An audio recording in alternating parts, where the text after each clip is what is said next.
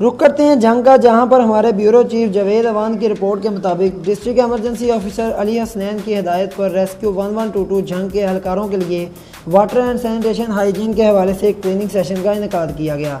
Training session में rescue and safety officer madam Asghari ने rescue अफसरान और एहलकारों को लेक्चर दिए और प्रैक्टिकल करवाए। अली हसनैन ने अपने बयान में बताया कि रेस्क्यू एहलकार कोरोना में फ्रंट लाइन सोल्जर के तौर पर ड्यूटी सर अंजाम दे रहे हैं। रूटीन की एमरजेंसीज में भी बहुत एहतियात करते हैं और इनकी सेफ्टी बहुत ज़रूरी है।